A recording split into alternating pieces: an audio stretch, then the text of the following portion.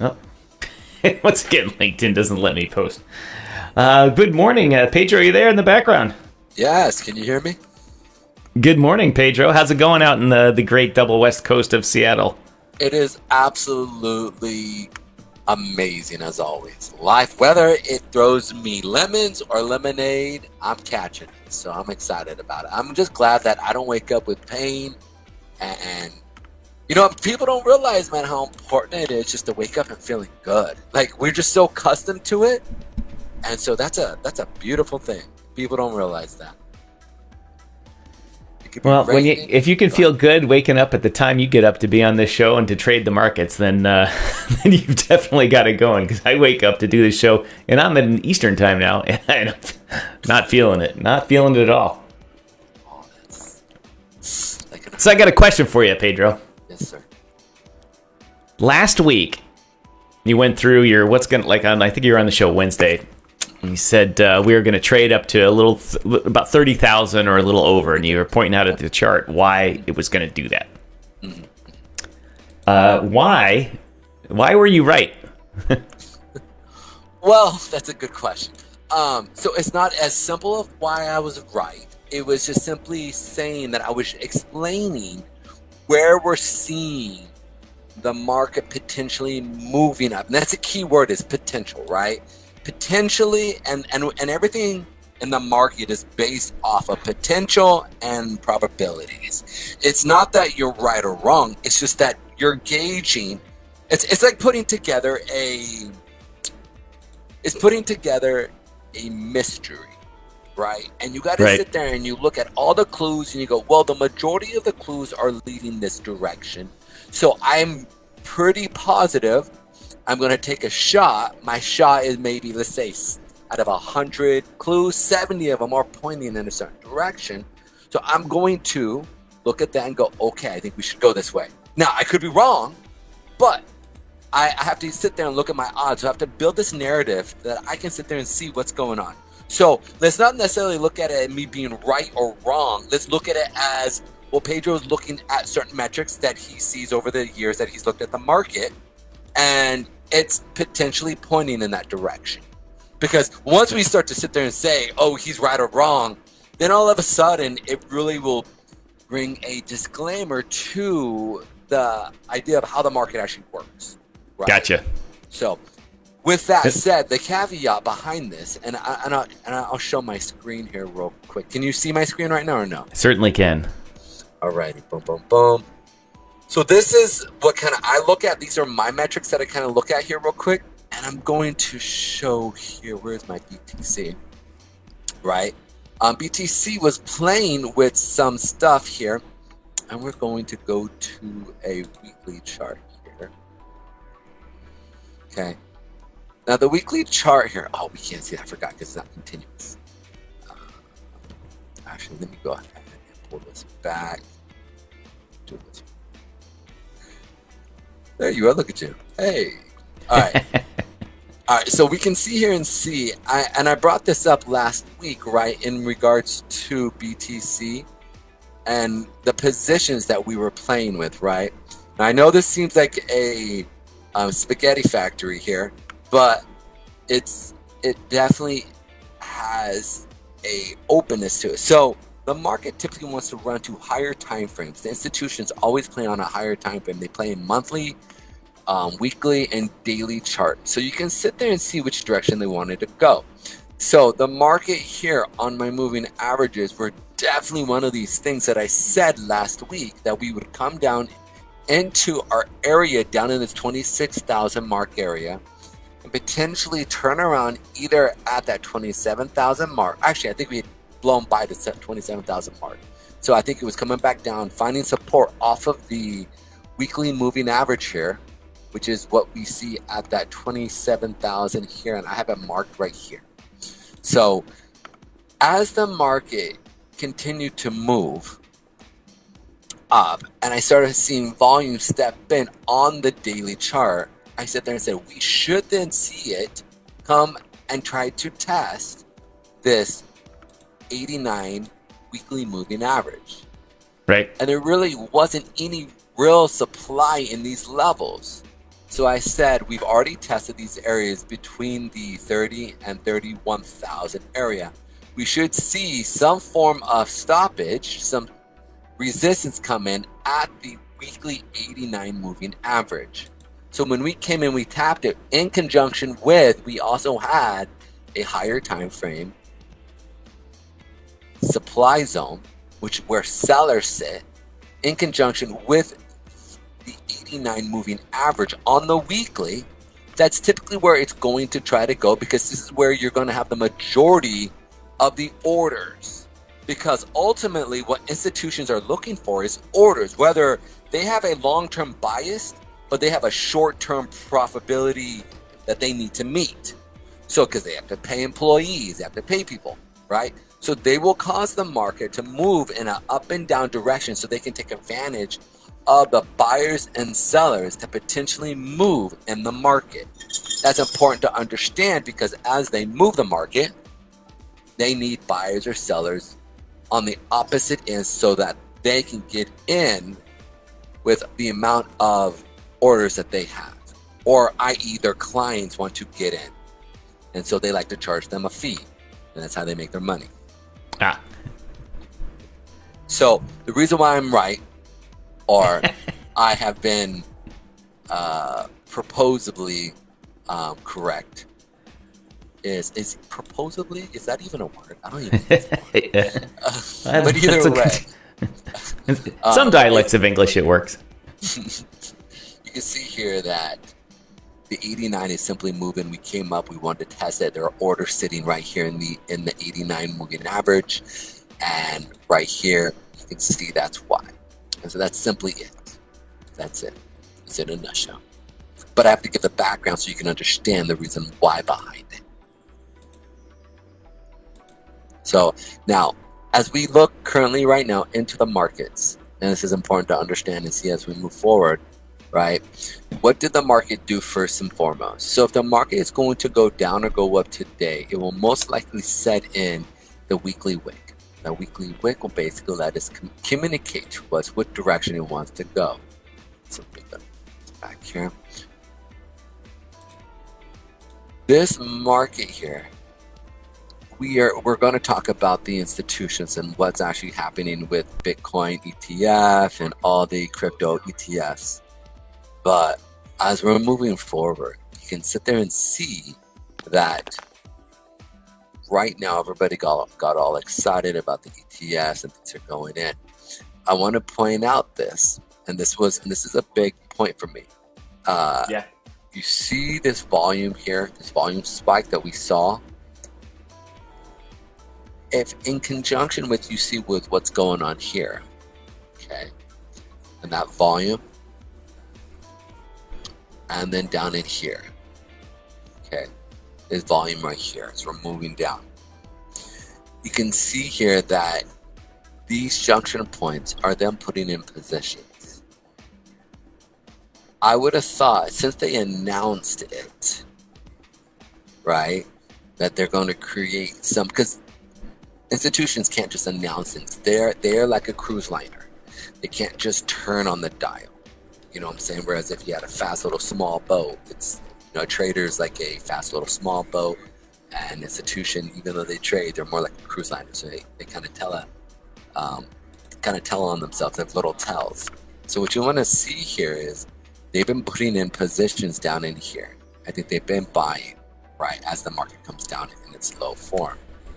But as we're moving up here, we're not really seeing a big increase. And you would have thought that with this, with the new sources of them pushing in the new ETFs within Bitcoin, that it would be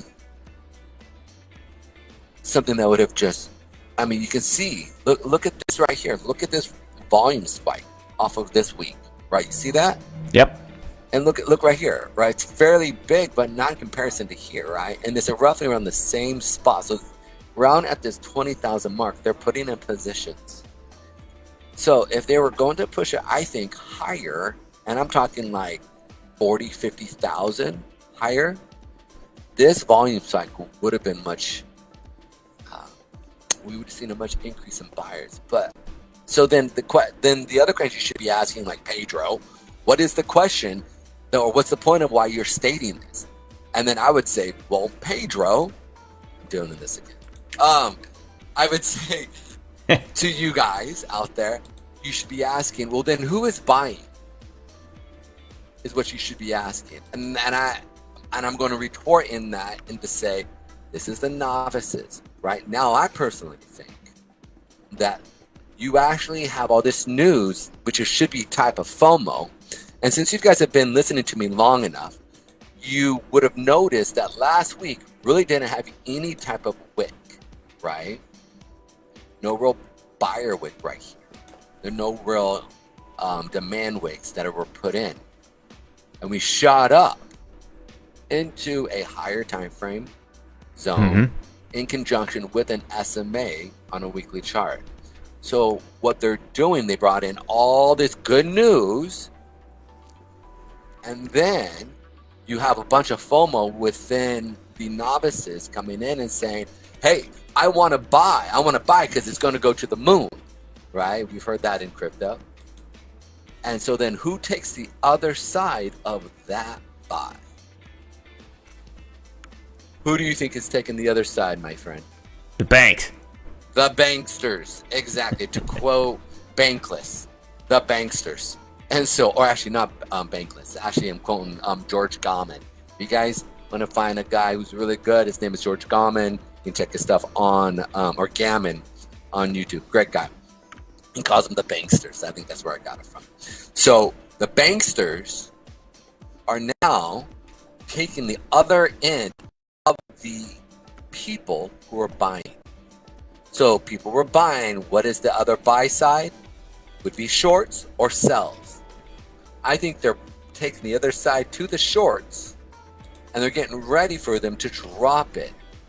I personally think that the real buy zone is down at these levels. Like, and I've said this before, the 13, 12, 10,000 mark, potentially even 3, or potentially even 4 to 6,000 and 8,000. They're going to try to push this as far as they can to scare everybody and their mother who doesn't even know about Bitcoin. If they can get grandma saying, oh, Bitcoin's bad, my grandson's going to die, this is so bad. That's what they want to do, right? They want to get the internal people, the novices, the people who can talk on the street saying, oh, crypto's bad, everybody stay away from it. Everybody's going to sell off everything.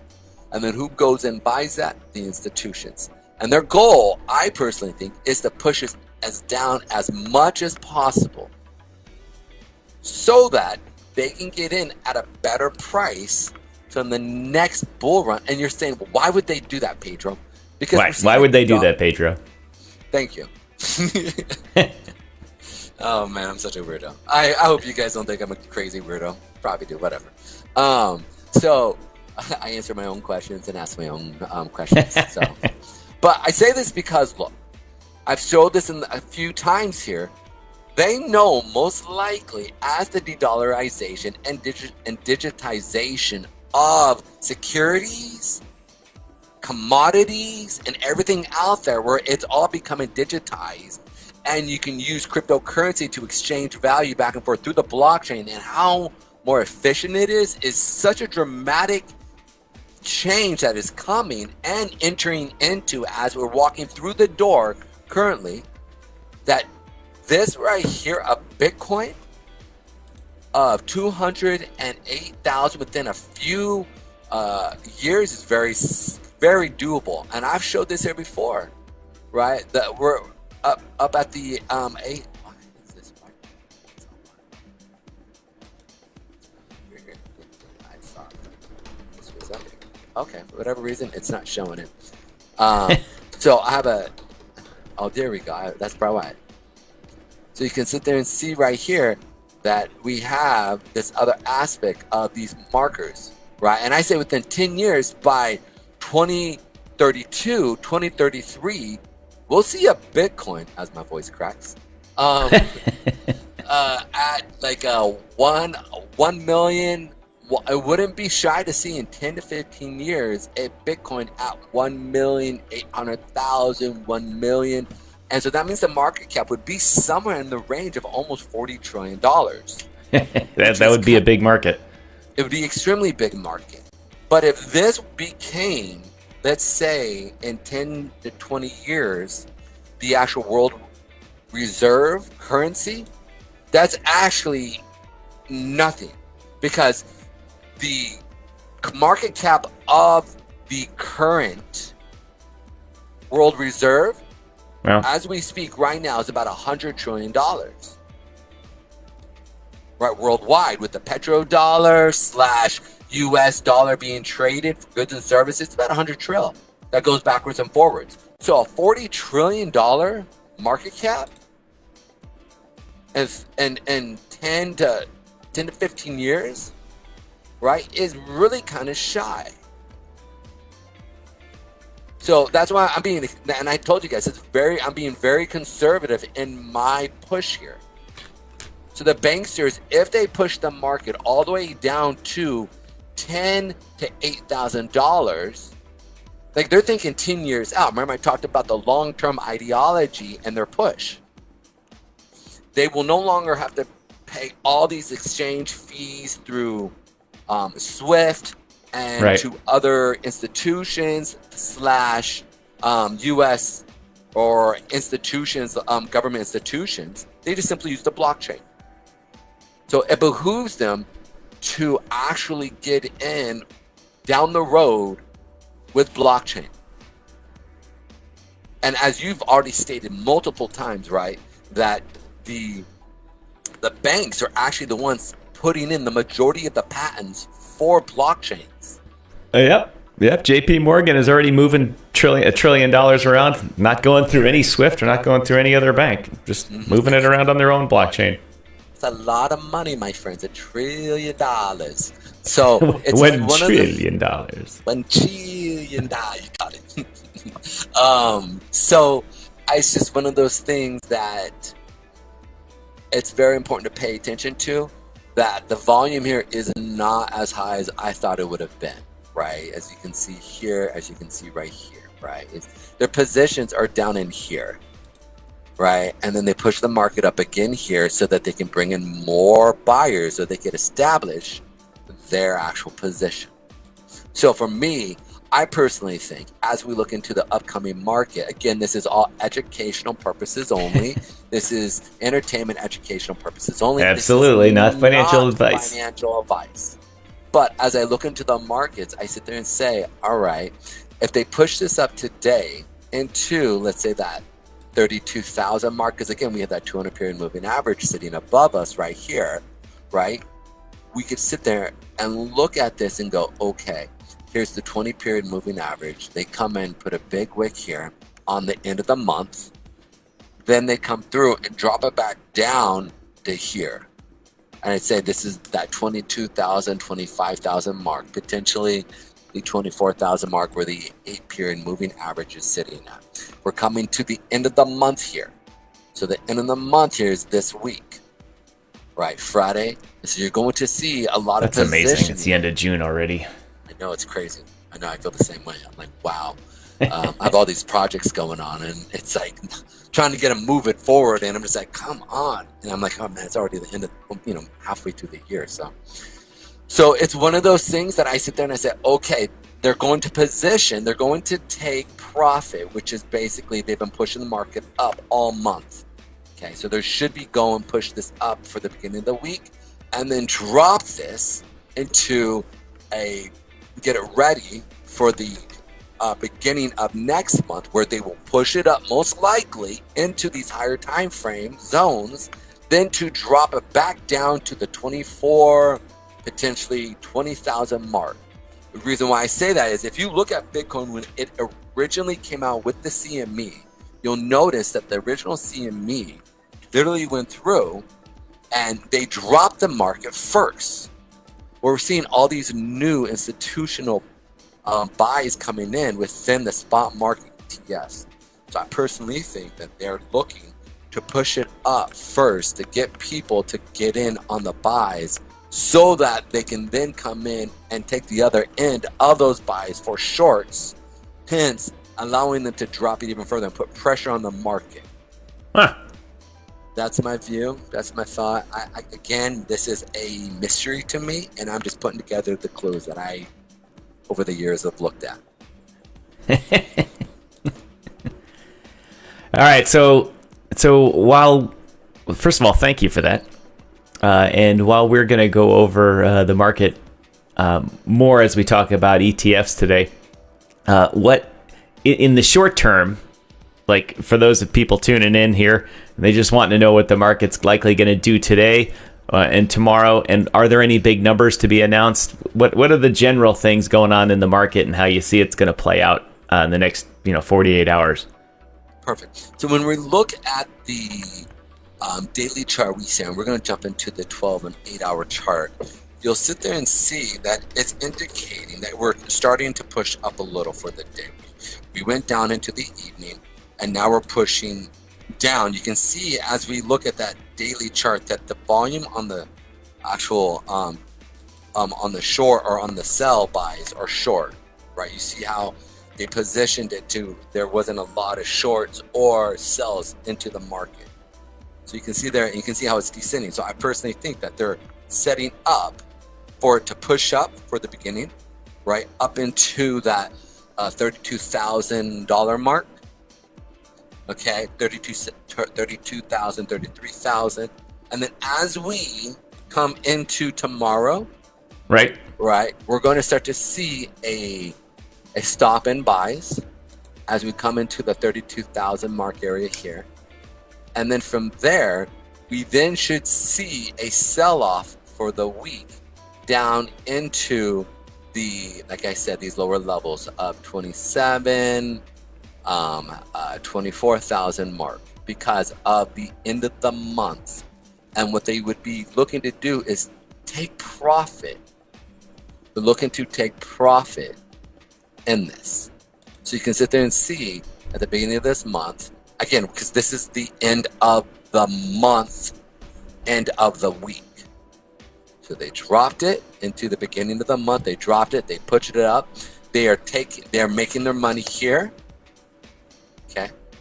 Then now what they're doing is they're going to push it up a little bit more. You've seen this where it looks like it's going to sell off and then it shoots up harder. You bring in the last little bit of sellers. Then, okay, so this again, so the next couple of days or today we should see it push up. We're bouncing off of previous supply, which has now become demand. We have a very strong trending 8-period moving average on the daily that we're playing, and we should see it push up. We're going to see it push up into that 32,000, 32,007-ish area. Then from there, see a turnaround towards the end up on Thursday, Friday. Okay, where they're going to see where you're going to see them take profit, and then the next week, which will be the beginning of the month and the beginning of the week, we should see it push up in this area, then go down, and I think they'll start the descending part, getting ready to push in because we've had the first part of the year, and then the second part of the year, I believe they're going to come and put a big supply wave into the year and then come down and put in the demand wick as they push it down. And by the end of the year, we'll probably see some type of doji. So, yes, I know that sounds kind of crazy because we're at a junction point here. We're at a junction point. Right. I was reading an interesting stat a little while ago and preparing for the show in which for the short-term holders of BTC, and I'm not exactly sure what short-term is in this qualification here, is that over 90% of short-term holders of BTC are in the profits. And that's because, well, we've seen it go up from 15,000 to 30,000 in the past 6 months. So in those types of situations, naturally a sell-off's going to occur because people want their money. The short-term holders generally are looking to scalp or to swing trade or something like that, and they want their money. And so from that fundamental position, looking at it, I was thinking that there would be a sell-off in the low 30s, 30, 31, And you're kind of saying the same thing from looking at the charts as well. Absolutely. Looking at the charts, you can see here, like I said, you have the 8-period moving average, or excuse me, the 89-period moving average. Then in addition to that, you have, and that's the weekly, and then you have the 100-period moving average sitting up at that 32,000 mark. So these are institutional buy and sell indicators that they use to be able to move the market or look to move the market. We are starting to trend up for the day as the market is getting ready to open. We did have the S&P 500 open, so we should see a push up into these levels of 30,000, the 30,700-ish area into that 30,900-ish area for the day. And then you can already see that they are literally setting up for the end of the week. You can see there's not a lot of buyer wicks as we're moving up. So it's just something to be able to just gauge as we're moving up into these levels. So it's in a nutshell.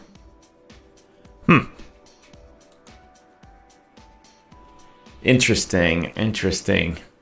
So but kind of what the market's been pushing really hard up. Everyone is very optimistic. People are tweeting all over the place. The bull run is on. We're back, and everyone's saying we're back to it's going to be 2017 or the bull run of 2020 and 21. But it seems like with a lot of the a number of factors are going to keep it from going crazy. One, in my mind, is the enormous amount of money that's needed to go from 30,000 to 90,000. We have to triple our market cap. That's a lot. Two, the unknown effect of the ETFs here. We'll talk about that after I come back from a commercial. Are they going to also have a short seller effect on the market, and that would dampen the price?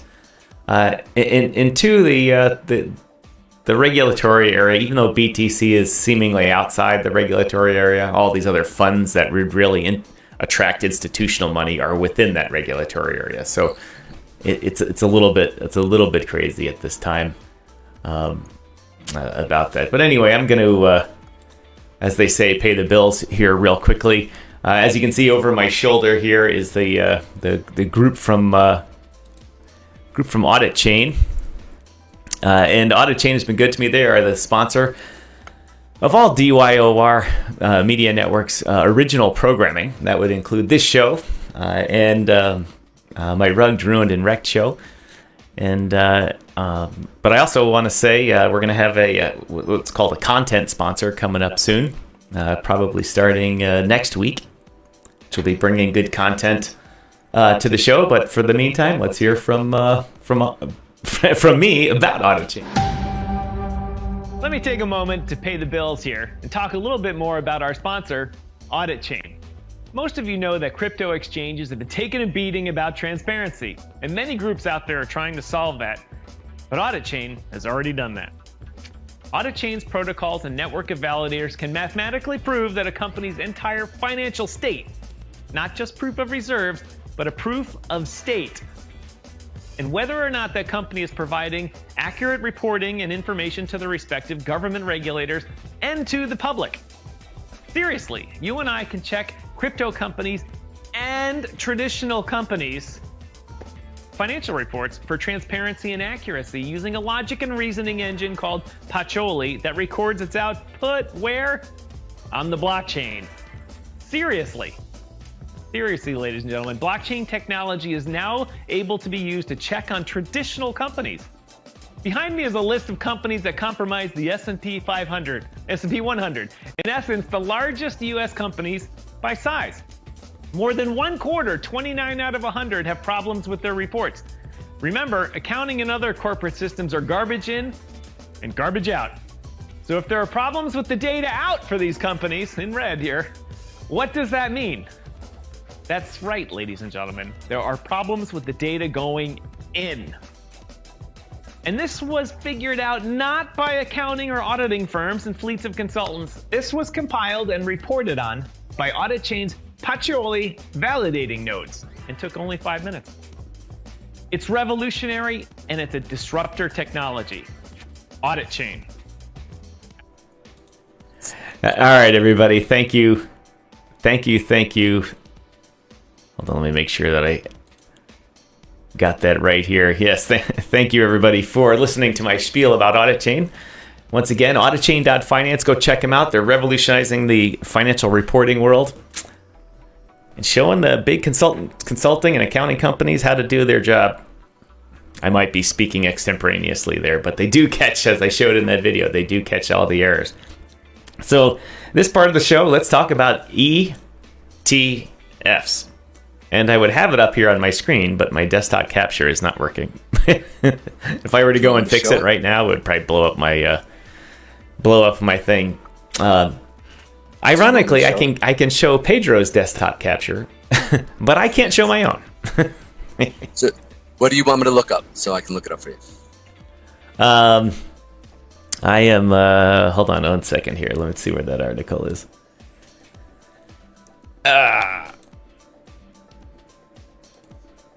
Oh, I don't have a way to get you a link quickly. What is it? Just I can look it up on Google. On newsbtc.com. There's an article there. When BlackRock Bitcoin ETF, detailed timeline and implications. And so I'll just start talking about it here for now. One of the things that's as we all know, we've heard this ETF thing explode into the news recently, and to be honest, most people outside of the close-knit world of investing don't know what an ETF is. And the basic idea is if you have shares of your company or something you want to trade that's not easily movable to another market, like a lot of Chinese stocks trade on the New York Stock Exchange as an ETF. They don't move their stocks over here to our clearinghouses. What they do is they just set up a fund that mirrors the value of it. And of course, it's enormously complicated behind the scenes, but that's the best way to describe it for now. But for Bitcoin, there's electronically traded funds. I can't remember what they all are called. But anyway, exchange traded funds. They've been trading in the futures markets for a while because the futures markets are different than the spot markets, and it's enormously complicated behind it. But what we're going to talk about is what's called the spot markets for ETFs and Bitcoin, and that is to succinctly say is just a fund that people can invest in, and that fund mirrors the price of BTC. Plus or minus some based on a number of factors, how easy it is to arbitrage against the fund, to how easy it is to get your money in and out of it, and then a couple other smaller regulatory things or potentially fund-based policy things about moving money in and out. There's famously the Grayscale Bitcoin fund right now. Grayscale, is that what they are? Grayscale? Greystone, Grayscale? And their fund is different. They did not get an approval to be an ETF, so they're not allowed to arbitrage that fund against the actual Bitcoin price. So depending on what's going on in the market, they trade at a huge discount or at a premium. And for a long time, they traded at a premium, but because people have not been able to get their money out of it and arbit against the actual Bitcoin price as Bitcoin's gone up, it's been trading at a discount. And now.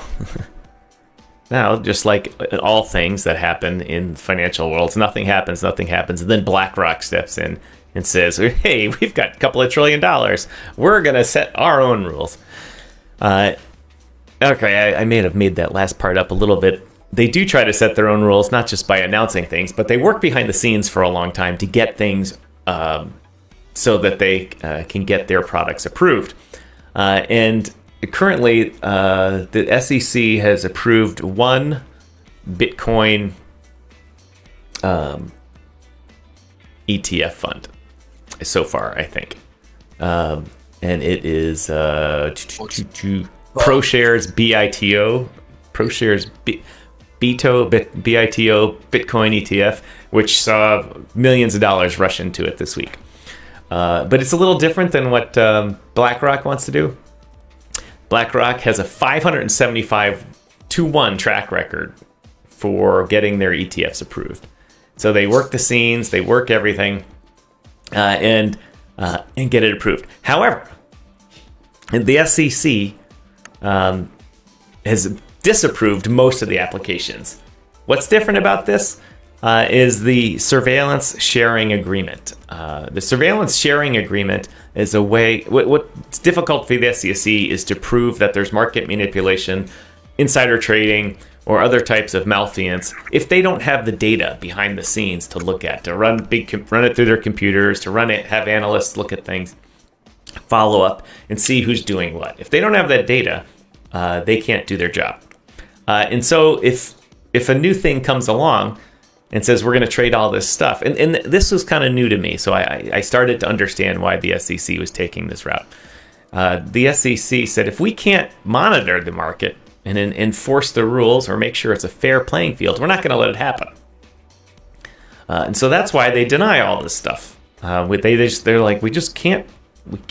And it's the same thing with crypto. Obviously, there's lots of reasons here, but one of the basic ones is if they can't monitor what's going on and see who's trading what, to make sure there isn't the wash sales, market manipulation, insider trading, all that type of stuff. They don't want it to happen because they know what's going to happen.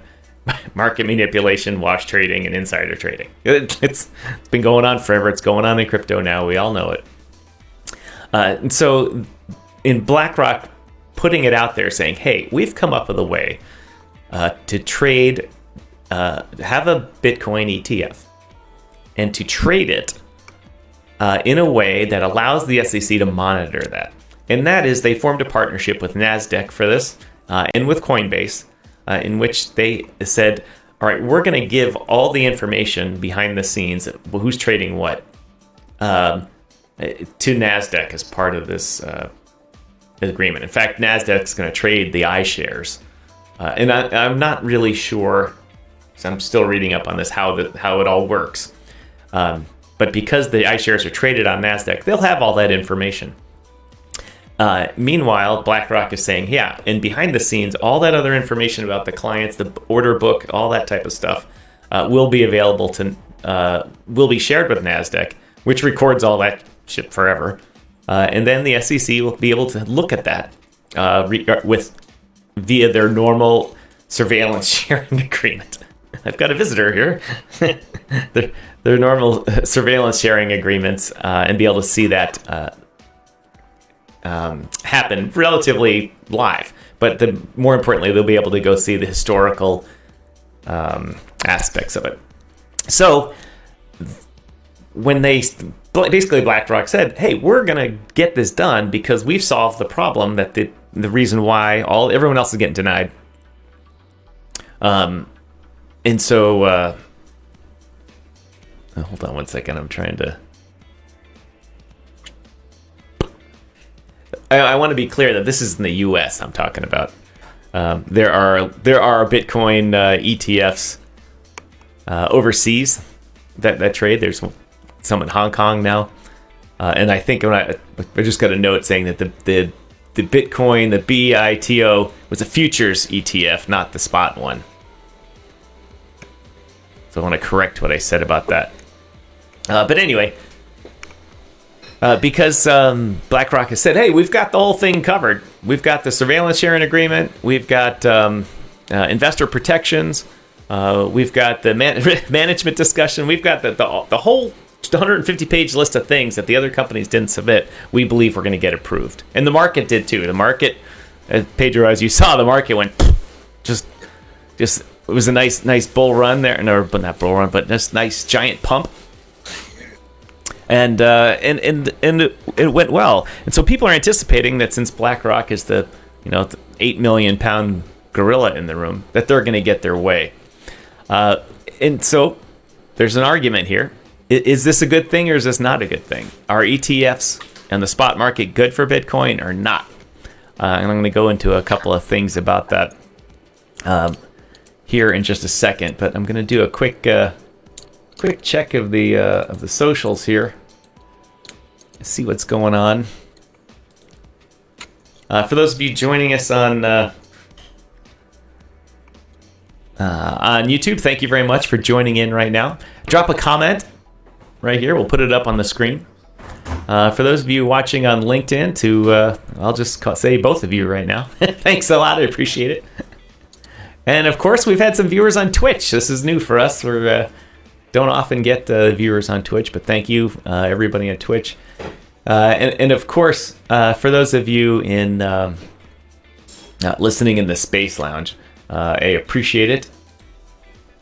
And if you want to have any questions, we'll have... I'll open the mic in that room later in the day. Or I shouldn't say later in the day, later in the show. We've got about 15, 20 minutes left anyway. But anyway, so the back to the ETFs, the basic idea... Let me get back to my thing here. The basic idea now is that since BlackRock has pushed it out there saying we're going to do it, the FOMO in ETFs is starting. It's starting, and everyone else is announcing that they are also either reapplying because they were denied before, or starting their process over because they withdrew before they got denied, or just coming up with a new thing. Like all the major companies now, the major banks are saying, "All right, we're jumping on."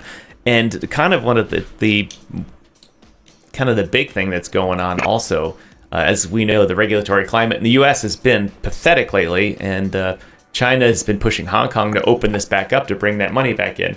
The ETFs are rolling out almost daily in Hong Kong, and so it means all that money in Asia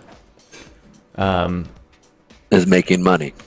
Yeah, it can go right into Bitcoin, or the institutional money can go into ETFs over there. And I might add, one of the reasons why people say, why don't people just buy Bitcoin?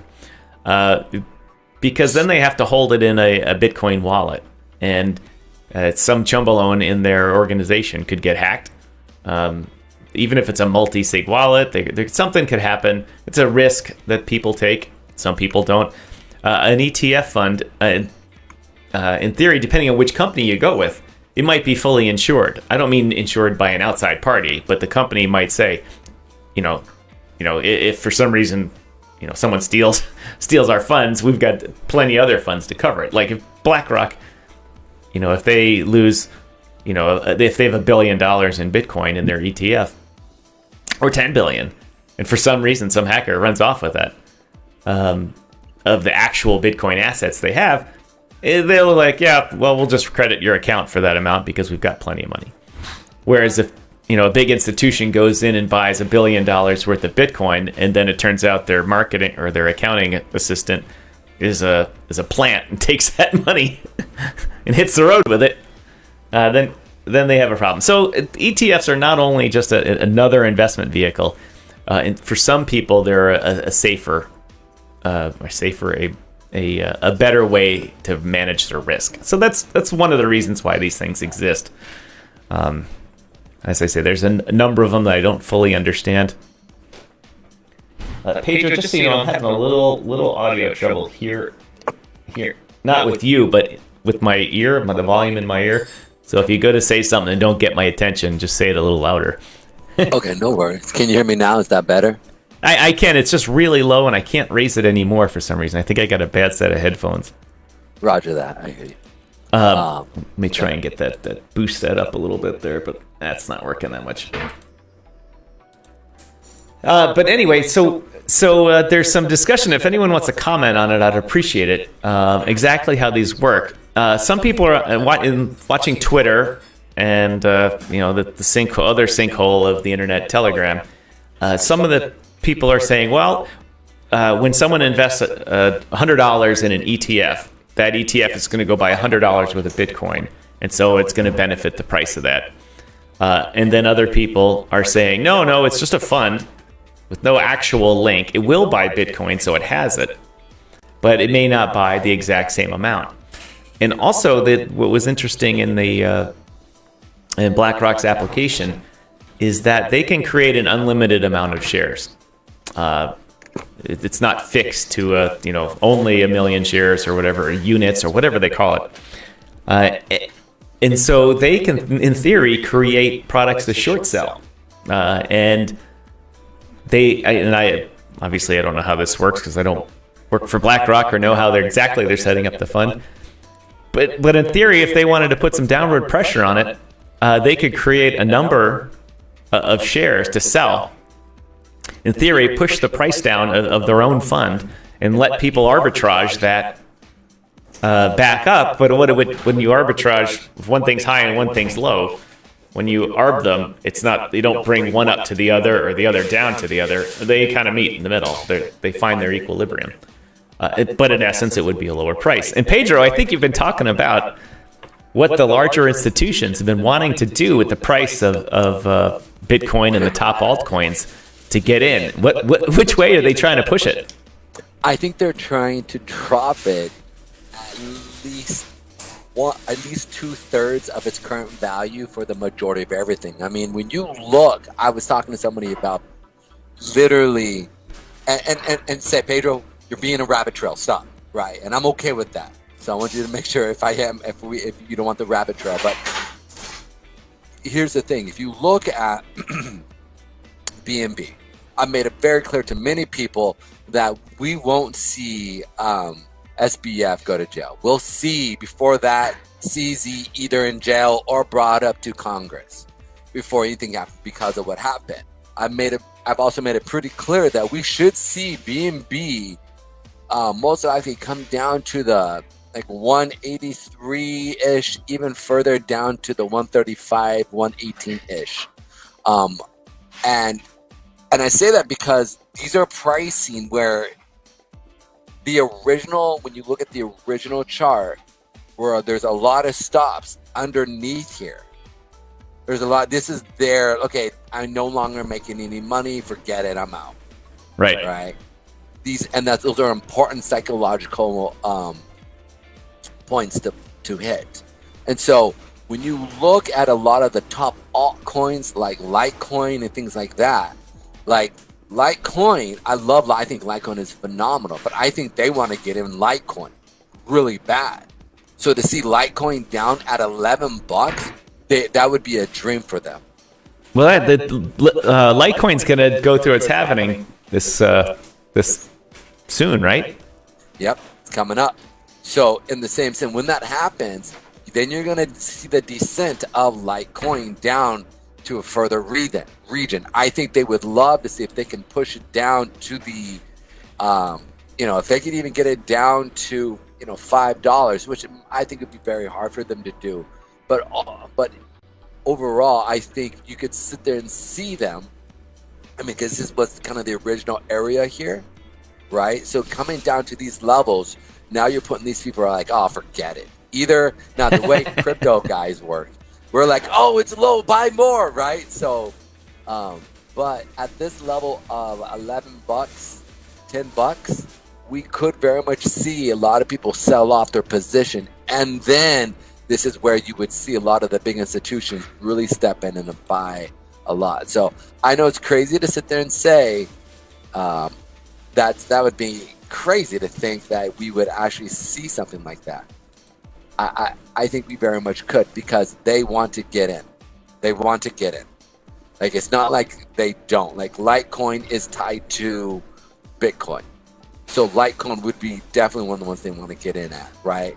DOT is one of these ones. And people thought it was crazy when I said we would see DOT come back down to that 5-cent mark, right? We came back down.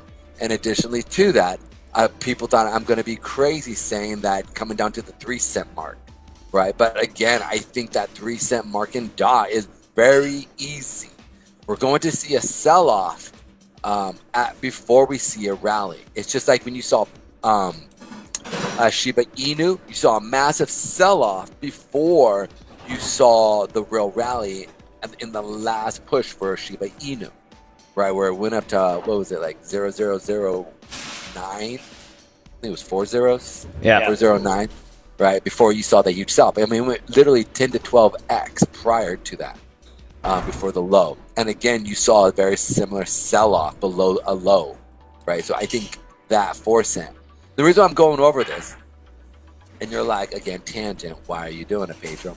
It's because these levels here and this is important to point out here. I'm bringing that up because if you look at Shiba Inu went pretty much to or below. I think they actually went below. Did they go to exact? Oh, they might have done it exactly. Wow, look at that.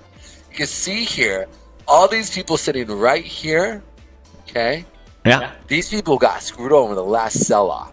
Now, I did say that the market would probably come down to the 682 mark for Shiba Inu, okay? But this is a huge indication of them saying, okay, I do think they're going to drop it back down. I think they're going to hit these levels, come back, drop it back down below these markets here in Shiba Inu, and then rally it up from that moment on, right? They want to get the sell. They want to get the buys from stopping out the shorts or stopping out the buyers here, right? So then they'll have pretty much the majority of the market, so they can truly do their own manipulation game that they normally do. Solana, the same thing. Like it all plays. You know, it's all part of what they want to do. So when we're looking at the market, I think they're going to drop the market. And this is the reason why. Because they want to get in at a lower base so that they can manipulate the market into the future. You're right? Because they look at it again in 10, 20, 30, 50. Or is it? It's 5, 10, 20, 50, 100, and 400-year cycles. So this is and from a fundamental point of view, I agree with you on that because if they can get it down to $10,000, which I got to tell you, everyone in the market would freak out, be like, life is over. Just bringing it back to 30,000, letting it come back up, they'll 3x their money. If they put 100 billion into it, they'll have 300 billion pretty quickly. But if they put it in it when the market's at 30,000. They have to get the price up to 90,000 to 3x their money. So if they can get it down to 10,000, they can 10x and 20x their money much more quickly. As we all know from working in crypto, we can tell. When you buy something at a low price, like say at 10, and it goes to 100, you've 10x your money. And if you get in at 20, you still made a lot of money, but you didn't 10x, you only 5x'd it. So. We know the pressure is to push it down before the real institutional money comes in. Well, and I want to throw this also out real quick. So the idea of reflections obviously is in crypto, like because real large institutions don't share the profit of the fees that are actually out there buying and selling. I think, in the way I'm seeing certain things in the market, I personally think because we're going to come back into prior to the modernization of nations, I think city-states are definitely going to come back into a society, whereas this was back in like ancient Babylon, Assyria, ancient Egypt, right? Like these were city-states that actually ran the rest of the world. I think we're going to see, instead of city-states, city organizations, meaning BlackRock. Like BlackRock is going to have their own tribe, right? Goldman Sachs is going to have their own tribe, and they're going to share a part of that wealth with their tribe. It's going to be a way for them to actually govern the world based off of a DAO, even though you can't use the word anymore. I mean, we might even be flagged for saying that word, forgive me. Ooh. But they're going to create their own type of DAOs. They're going to create their own type of things. And all of a sudden, these institutions now run the world. It's it's a corporate city-state world, not a governmental world, because they're sharing their wealth with their people through reflections. So all that to say was, I think we'll see reflections come back into the system, and which will garner support among the populace, much like Rome did when they were allowing for fights, Colosseum fights within the system, which basically blocked, right? Well, in today's world, we do have those, but I think one of the ways they're going to do is literally through or garnering support through reflections. All right, just to interrupt you quickly here, there's a comment from a viewer, RK Gupta. He posted a link to breaking news about HSBC. The largest bank in Hong Kong is providing a Bitcoin ETF to its customers, becoming the first bank in the city to do so. Exciting development for crypto adoption, HSBC, Bitcoin, ETF, etc. And thanks, RK, for posting that. I appreciate it. You want to let us know where in the world you are posting from. I'd appreciate it. But like I say, thanks for that. Sorry to interrupt you there, Pedro, but we had a nice little comment there. No, I think the real money is going over, and it's sad because America is almost being held back, retarded into crypto. I mean, U.S. people, you go down to Mexico, people actually know how. Most people who have a phone know how to use a trust wallet, how to send and use the system of blockchain. You know, like I have family down there. They know how to use blockchain. They know through their phone how to send things backwards and forwards through it. The average American, I think it was only 10% have actually even bought Bitcoin. Was 10 or 15% bought Bitcoin, but it was through a central exchange, right? They did it. To ask them to use a trust wallet would be something like what? And so I feel like there's this, it's saddening because America is going to be left behind. And it's almost like a systematic process of being done in the digital world, whereas the rest of the world is very much keen to what's going on in the world. I mean, most Americans are focused on what's actually happening in the rest of the world. It's actually shocking. Yeah, let me poke through another article I had here. I had a bunch of these other companies listed here, but the names of them don't matter. It's the fact that everyone's doing it anyway now. Let's see. BlackRock spot Bitcoin renews optimism, sparks a wave of filing. At least 3 investment firms have filed following BlackRock. Wisdom Tree is seeking permission to use their Bitcoin trust. It's traded as an ETF. It's not a well-known name, but they have a ton of money. Invesco reactivated its application. They pulled out a while ago because they knew they were going to get denied. Valkyrie Investments, also another big fund. You know what's funny is, I was finding real quick. I saw on a news article where Wisdom Tree was straight up brought up at the CME news source, almost talking about it. I was sitting there going like, wow, look at the CME. I mean, they've got a lot of money, but the idea behind it though is that to be brought up, it's almost like this like little hint, wink, wink type of thing. That it was almost being done in a very nonchalant way. If you look at the CME news sources for cryptocurrencies. Right. They go on to point out here that Fidelity, the rumor mill from the law firms and consultant firms that service Fidelity, who manages many, many trillions of dollars, will be filing their Bitcoin ETF as well, and that could be that could be huge also. Very huge. So it's I guess it's safe to say I still have a lot to learn on the ETF front, because with the amount of money that is being spent to it, all these big firms, they don't get into things lightly. You know, they don't say, "Oh, we're gonna do something that's gonna make us $1 million." You know, they say we're gonna do something that's gonna make us hundreds of millions or billions of dollars. And so clearly, everyone is understanding that the money to be made from this is going to be potentially legendary. But I haven't got my hands wrapped around it. How, other than the basic idea of pushing the market low and buying back in, either in spot or futures, and then cranking it up. But with the ETF themselves, I don't know how that they're going to make.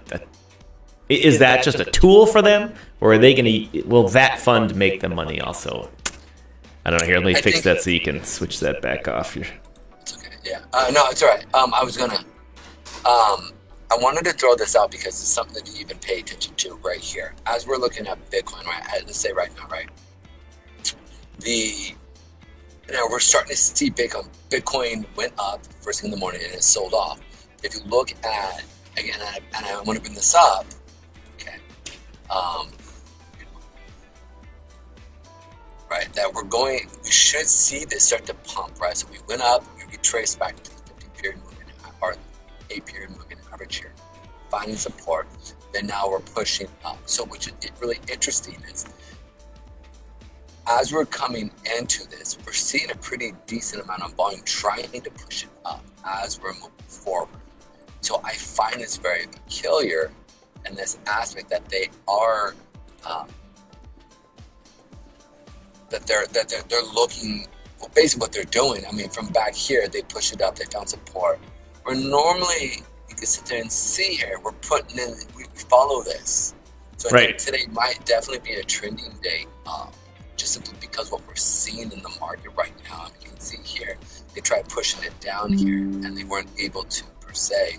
So now they're going to try to push it back up. So it's going to be really interesting to see how far, like I said, I do think we're coming up to this 30,900 to that 32,000-ish area where you could see then a turnaround for the rest of the month, right?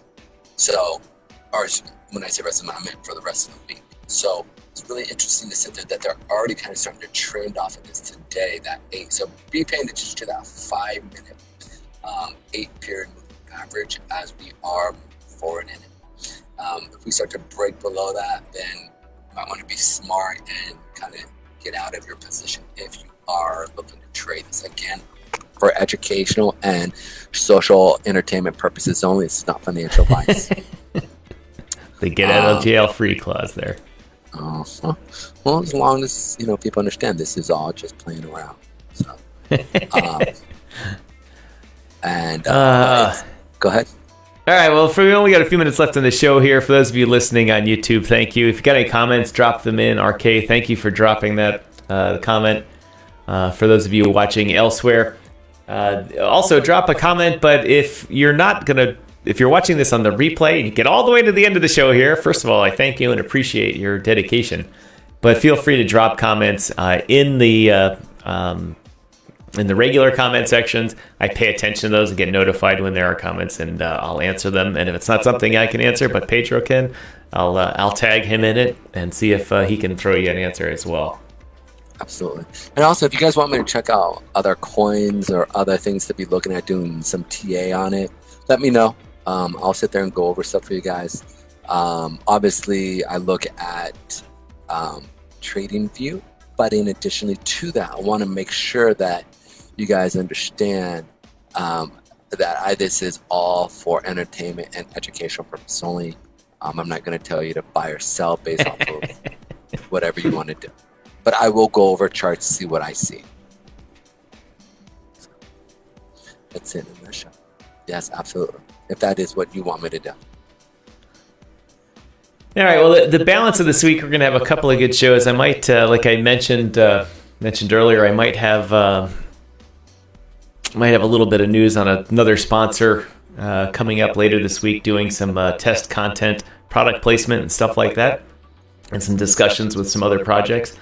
We're probably going to also talk about this week the other types of exchanges, like we talked about ETF today. The other type of exchanges that are going to that either are starting to trade or have been approved but can't trade anything yet. There's a whole other category of exchanges that are not Binance related, not Crypto.com, not all the normal ones, but all new ones coming out that are being set up to try and really be to play in the current rules. And it's going to be interesting because this whole custody thing is a disaster waiting to happen. I guess I'll just talk about it now. People talk about how it's a bad plan for these exchanges, the current ones like FTX and all that, that actually hold your money.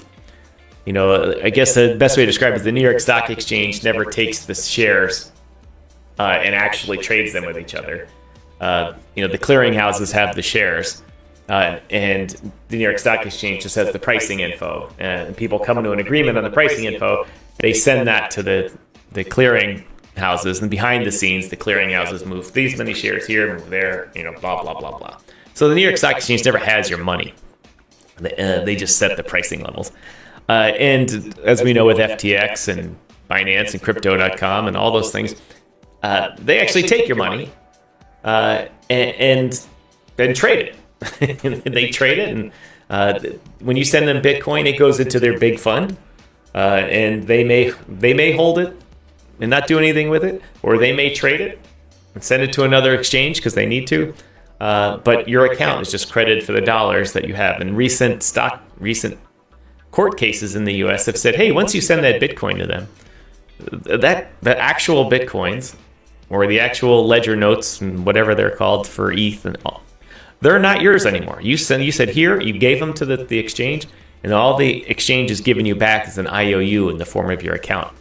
In the old adage, if it's not your keys, it's not your crypto. So we know that. But when trying to move crypto into a custodial thing where you say, I'm going to send my crypto to someone else, that's kind of a disaster, because not all crypto is tax-free. I mean, when you move things around, it costs money. And even if it is, not a crypto with tokenomics or something like that. I mean, Bitmart has, 1,000 tokens on it that all have like between 1 and 20% tax on them. How are you going to move that stuff around without losing people's money? Move it to custody here, then move it back. That's 40% of your money for some tokens. Even a lot of tokens that don't have any tax on it, during certain periods of the day, they could have high gas. I mean, if someone says, oh, you got to move your tokens over here, it's not free. That is so true. And they literally, you can literally sit there and see. I want to bring this up because I think this is almost unfair. You can see and there needs to be a chart that actually tracks gas fees. Like literally, because the same metrics are still there, right? Basically, you have time and then you have price movement. And I can definitely see as we come down to support or come up to resistance, that you can definitely see an increase within, because that's where the majority of the trading is actually happening, right? Whether it's turning around or whether it is going to push through that area of support or resistance, that you see this increase in gas fees. And it's actually very, I don't know how to explain it. I get it because it's now sensing more draw on the system, which would then increase the gas. But it doesn't make necessarily sense to me why it needs to happen, especially with how, what I'm saying? Like Ethereum shouldn't necessarily, I don't understand that. Like, why is it that we're seeing these movements and high ticket cryptos being pushed, or not being able to buy as much, right? Because of the high gas fees. And that's very frustrating. It's very frustrating, especially if you're a small investor. Yeah. I mean, if say you're in a country, say the U.S. forces everybody to say you're not allowed to trade what the CFTC wants is that everybody trades through an exchange. No trader actually trades with the issuer directly. Everything goes through an exchange for safety issues. And I can see their point. It provides reassurance. It does provide safety in certain aspects, but it also introduces a middleman to things and extra costs and extra time, and clearance and settlement takes forever. And blah blah blah blah blah. God, I totally lost my train of thought there. No, but I was just saying how gas fees are moving. That move up in certain junction points, right? And the small investor, especially the kids of the world, a large portion of the crypto users are kids in their 20s in college, just using their extra money they have. It's not all institutional money. They may only have $500 or $100 to add to their account, and if it costs them, if they have to send ETH, $500 in ETH. And it's a high gas fee day, it might cost them $50, $75 to send that. And that's not right. That's not right. And then what's going to happen is that that group's going to then move the currency, from one wallet to another, so they lose the money. but that means they'll just charge the customer. I mean, it's such a gray area there that people aren't talking this through yet. And so I'll leave that as a topic for a show later on. Pedro, could you do me a favor and bring up another web page? Yes, absolutely. It's called Swiss Asset DAO. Let me see if I don't know. Swiss. So it's SWISSASSETDAO.com. Yep, SwissAssetDAO.org. There it is. It's populated right off the jump. All right, it's popping up. I want to address this organization here real quick here. The Swiss, yeah, that's it.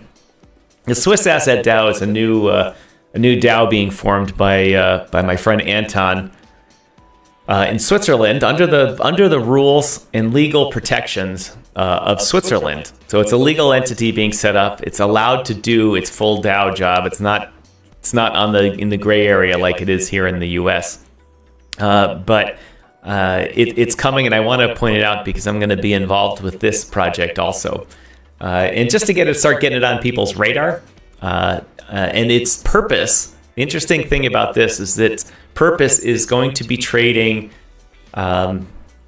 real world assets and the tokenization of real world assets, and that's going to be a whole nother 20 show series one of these days. But at least the basics of it is as people start figuring out and the rules start allowing it. Things in the real world will be able to split up into basically shares, otherwise known as tokens, and trade it. And the Swiss Asset DAO is setting that up under the laws of Switzerland. And I'm betting, as I get more into this, and I'm betting in Dubai and the Middle East as well. In order to do that, fully backed by the laws of Switzerland and completely legal in their country.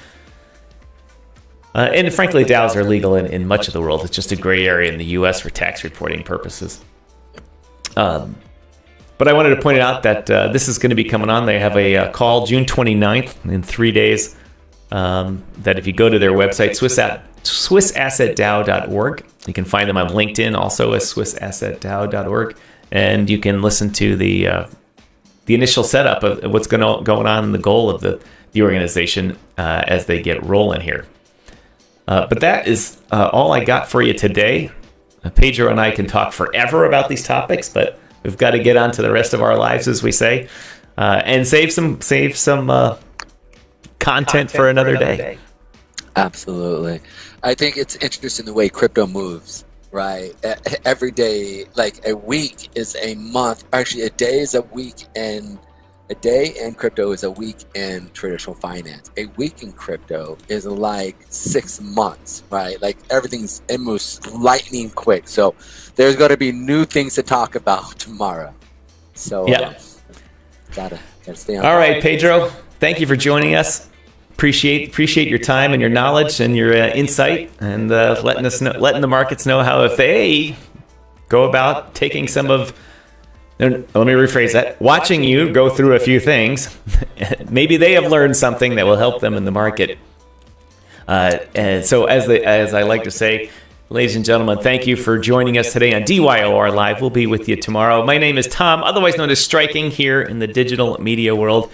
We're so glad to have brought this show to you today on the DYOR Media Network. We'll see you tomorrow.